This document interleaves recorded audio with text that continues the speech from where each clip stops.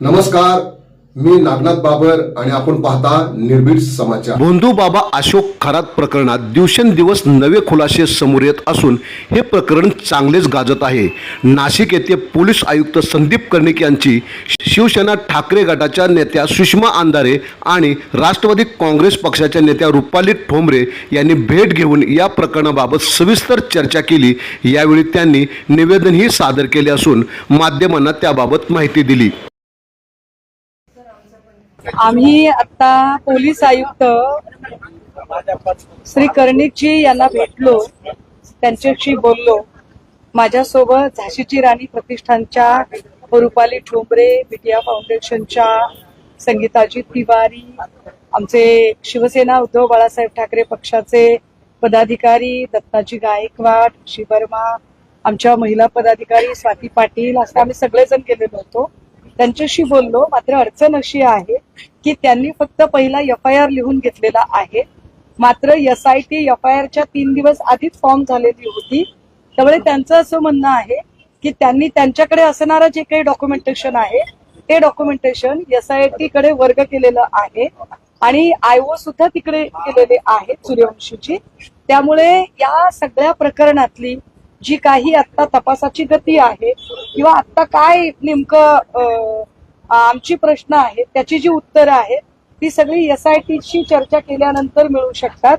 त्यामुळे आता कदाचित मी आपल्याला इतकं काही ठोस सांगू शकणार नाही। आता प्राईम फेजला फक्त आमचं त्यांच्याशी अतिशय प्राथमिक बोलणं झालेलं आहे आणि त्या प्राथमिक बोलण्यात एवढीच गोष्ट कळलेली आहे की तपास सगळा SIT कडे वर्ग केल्यामुळे त्यांना त्याच्यावर काहीही भाष्य करता येणार नाही। सो बेटर वे की आधी SITला आम्ही जरा भेटून घेतो, बोलतो आणि मग आपल्याशी परत एकदा बोलतो। नाही, मुळामध्ये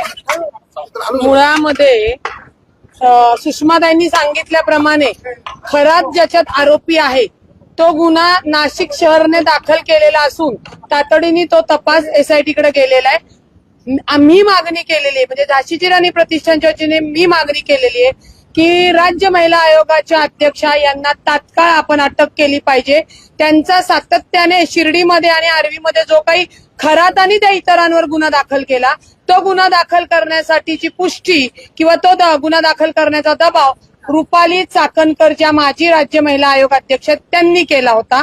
त्याच्यानंतर त्यांचा या शहर पोलिसांनी जो गुन्हा दाखल केलाय त्याच्यामध्ये सातत्याने आपल्याला दिसतंय की महिलांना तिथे पाठवणे म्हणजे एवढी भयानक गोष्ट आहे की राज्य महिला आयोगाकडे आलेल्या पीडिता जेव्हा त्यांचं समुपदेशन होतं त्यावेळेला ते समुपदेशन होत असताना तुम्ही तुमच्या पत्रिकेतले ग्रह चेक करून बघा, असे असे बाबा आहेत असा करून ते प्रकरण वर्ग केलं जात होतं। त्याच्यामुळे शहर पोलिसांनी जरी प्रकरण SIT कडे दिलं असेल तरी यांच्याकडेही आम्ही कायदेशीर पद्धतीने निवेदन दिले की रुपाली चाकणकर यांना तातडीने अटक झाली पाहिजे आणि पुणे शहरामध्ये जे काही लोक आले होते, ज्यांनी कुठल्या सामाजिक कार्यकर्त्याला भेटले होते, ते प्रकरण का दाबलं गेलं, त्याच्यामध्ये किती आर्थिक देवाणघेवाण झाली याही तपासात गोष्टी येणं गरजेचं आहे आणि त्यांनाही गुन्ह्यात दाखल आरोपी करणं गरजेचं आहे। आता तुम्ही जो दावा केला समुपदेशन करण्याच्या वेळेला अशा कोणत्या महिला तुम्हाला भेटल्या का त्या सगळ्या संदर्भात? ज्यांना पाठवलं त्या महिला भेटल्या, ज्यांना पाठवलं तुम्हाला सांगते हे भोंदू बाबा प्रकरण जेव्हापासून झालेलं आहे तेव्हापासून महिलांच्या पीडितांचे फोन येत आहेत। त्याच्यामुळे त्यांचं नाव डिस्क्लोज करणं, त्यांची ओळख न देणे या गोष्टी महत्वाच्या आहेत। म्हणजे हे रॅकेट जे काही महिला तिथे जात होत्या आणि काही एजंट त्यासाठी काम करत होते असा आरोप होते। तुमचा असा आरोप आहे का या रुपाली चाकणकर जे आहेत त्या स्वतः हे रॅकेट चालवत होत्या किंवा त्याच त्या महिलांना तिथे पाठवत होत्या असं जे समोर पुरावे आलेले आहेत, जी परिस्थिती आली आहे त्याच्यानुसार ते रॅकेट स्वतः रुपाली चाकणकर चालवत आहे ह्या परिस्थितीवरनं प्राथमिक दर्शवते। आता CP साहेबांना तो अधिकार नसल्यामुळे म्हणजे त्यांच्या कार्यक्षेत्राचा तो अधिकार त्यांना नसल्यामुळे ते त्याच्यात आम्हाला डिटेल माहिती देऊ शकत नाही। तेजस्विनी सातपुते देऊ शकतात का रुपाली चाकणकर यांना तुम्ही अजूनपर्यंत चौकशी केली नाही? त्यांच्याकडं सगळे रोज एका महिलेचे व्हिडिओ बाहेर येत आहेत। अहो, अजून कुणाच्या चाकणकरचे किंवा चाकणकरांच्या फॅमिलीमधले आहेत का व्हिडिओ याची माहिती द्या ना। महाराष्ट्रातल्या महिलांनाच विनाकारण जे एक्सपोज किंवा त्यांची बदनामी केली जाते, ज्या पीडित आहे, ज्या पद्धतीने व्हिडिओ व्हायरल होत आहेत, म्हणजे अक्षरशः महाराष्ट्रातली कुटुंब हादरलेली आहे. तुमचं म्हणणं आहे का चाकणकरांचे व्हिडिओ त्यांच्याकडे आहे? तपास करावा एसआयटीनी. आम्हाला जी काय माहिती मिळाली आहे किंवा जी माहिती या आरोपींना अटक केल्यानंतर पोलिसांना पण मिळालेली आहे ती समोर आणावी त्यांनी. अशा ज्या महिला तुमच्याकडे आल्या त्यांना घेऊन तक्रारीसाठी पुढे येणार आहात का नाशिकमध्ये? एक लक्षात घ्या, त्या महिलांना मी सांगितलेलं की पोलीस तक्रार तुम्ही करा. ज्यांना मूल होत नाही ती जे महिला तिथे गेलेले आहेत, आता त्यांना मूल झालेले आणि आता त्यांचे नवरे हे जे काही बंधू प्रकार समोर आलेला आहे त्याच्यावरनं फार घराचा कौटुंबिक वाद विकोपाला गेले आणि डीएनए टेस्टला गेले. आपण समजतो कायदेशीर पद्धतीने न्याय मिळाला पाहिजे, पण हे होत असताना अनेक कुटुंब बर्बाद होत आहेत आणि त्याला जबाबदार हा बंधू बाबा आणि अनुषंगाने राज्य महिला आयोगाच्या माजी अध्यक्ष आहेत. त्याच्यामुळे त्या महिलांची जोपर्यंत तयारी होत नाही पोलीस स्टेशनला तक्रार करायची, मी त्यांना फोर्स करू शकत नाही.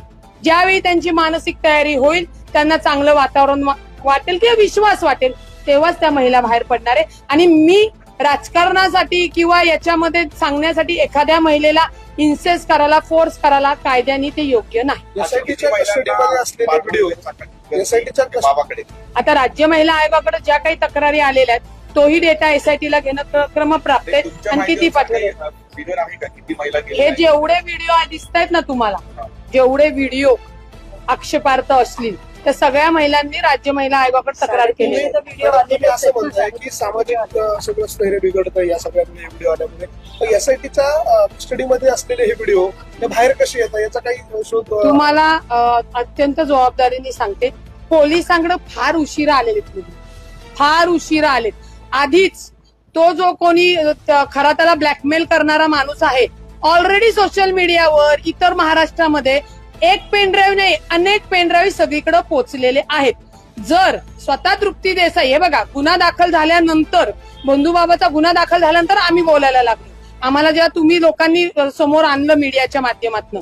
परंतु तृप्ती देसाई जर स्वतःहून येऊन सांगतायत की मला वर्षापूर्वी किंवा 2 महिन्यापूर्वी हे व्हिडिओ आले होते आणि मी सीएम कडे पाठवलं, मी हॅव केलं, मी त्याव केलं. जर त्याच वेळी एफआयआर झाली असती तर दिवसाला 2 आपण बघू अशा 150 महिला अत्याचारापासून वाचल्या असत्या. ती एफआयआर का नाही झाली? कारण का तिथे अत्यंत मोठ्या प्रमाणात तोडपाणी झाली आणि ती तोडपाणी सुद्धा चाकणकर यांनी केलेली आहे. म्हणजे संविधानिक पदावर बसून आरोपीला वाचवणे, आरोपीच्या संगनमताने ते रॅकेट चालवणे, याच्यात त्या प्रमुख सह आरोपी कायद्याने होतात, कायद्याने.